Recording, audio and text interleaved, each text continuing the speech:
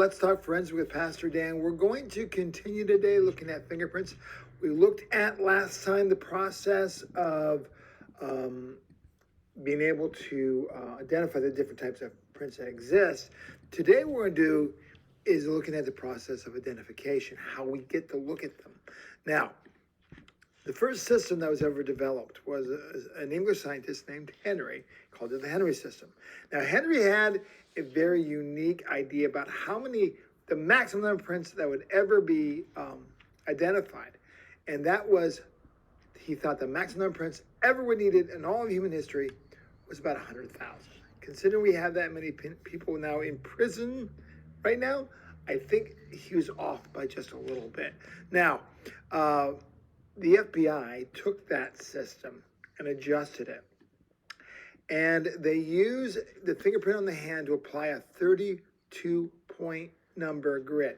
Now, they try to find at least that if they can find those number of points of interaction, connection points, there is no set corresponding number of points that would make a match. In other words, if you can get an expert to go in court and say, well, I found 3 points, that's it, good luck to you, because that's really not a good comparison.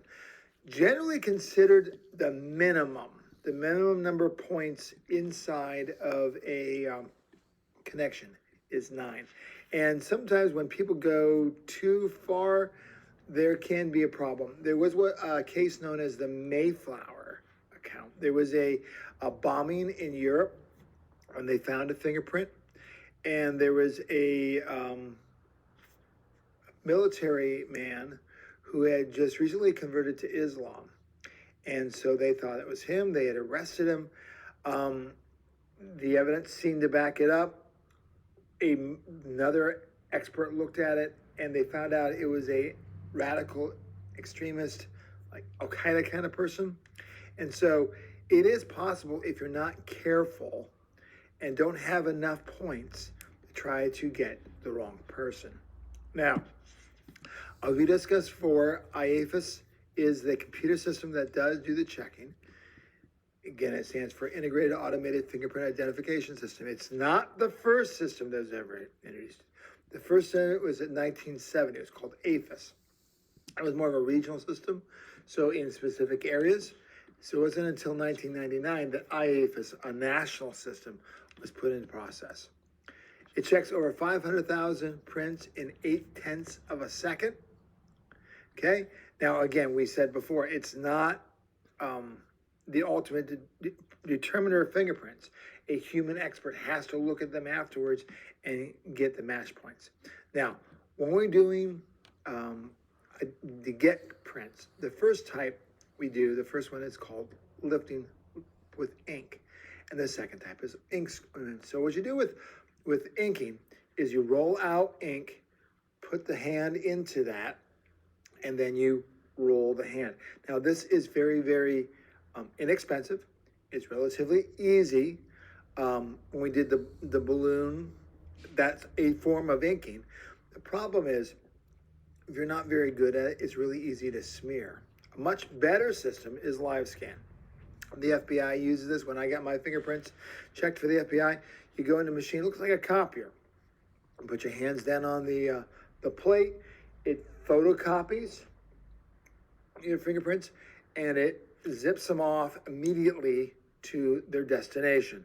It's a lot more expensive, but it's a lot more direct. So the two ways we can physically get prints from a person is either by inking or by live scan.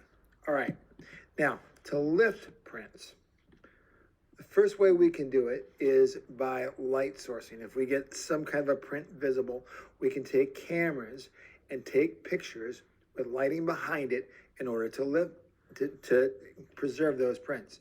Second way is called magnetics and volcanics. Now you'll see over here how it's attached. That's because those material are magnetic in nature. So you can lift it, brush it back and forth. The other ones are the volcanics. That's what you're more common with, the little powder. And we're going to do a lab coming up. You're probably not going to have magnetics or volcanics. If you want, you can go on to like Amazon or any of those online things and order them. Like they're about $10, $15. But you can even use coffee grounds or makeup powder. Any of those things will work in order to brush across and identify the powders in that way. You just take a brush, you squish it out nice and flat, and then you brush it back really lightly. Tap it in the powder, back and forth really lightly till a print is visible. All right, now, there is another way we also do it. It's called physical developers. Now, the first one is called iodine fuming. Now, usually think of iodine, most people think of it as a liquid, but iodine is a solid. And iodine sublimates. From chemistry, the different forms of physical changes. We have melting, we have freezing, we have boiling, we have evaporation, condensation. Sublimation is a process of going from a solid to a gas directly. I have a video here. Ooh, what did I do with that? Okay, I'll have to click on that. There it is. So there is my sublimation process. And you see, as that gas produces up, it's going to connect up with the oils, and you begin to see the print. The print becomes obvious. Now, second type is anhydrous. Anhydrous is what you see in those cop shows. They look around, they spray, and all of a sudden you get the fingerprint to appear. The compound that's used, anhydrous represented there, is a yellowish liquid, and when it sprays, it's dissolved in acetone. Sprayed, it produces that purplish color, and then we either lift that print or we take a photograph of it in that way. We also have what we call physical developers, okay, things that we can do in order to attach to it. The first is called silver nitrate. Now, any kind of nitrate will react with the oils in the hands to produce darkened colors. I always tell my kids, be careful when we're working with nitrates because of that process. We'll see who has good lab technique, because you get dark hands. It'll turn the skin dark for about 2 to 3 weeks until the skin cells wake up.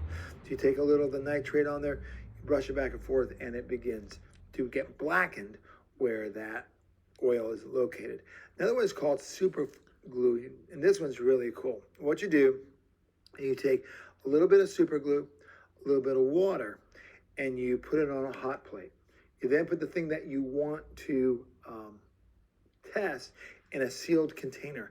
As the glue is heated, it vaporizes the entire chamber and attaches to any oils, and we see the fingerprints appear like that. That's another thing that we can do.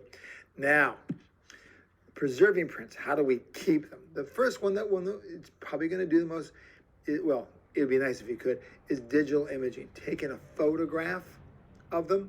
But again, you have to have the right kind of camera, right kind of light. The one that's a lot easier, one that we're going to do, is lifting. What you're going to do is take a piece of tape, you're going to dust the print, put it across it, and then lift it, and then you want to put it on a piece of white paper or 3x5 index cards, and then you make sure you identify all the information you need from there. That's how you would lift it. Now, strength of evidence. Does fingerprints prove a case? Well, no.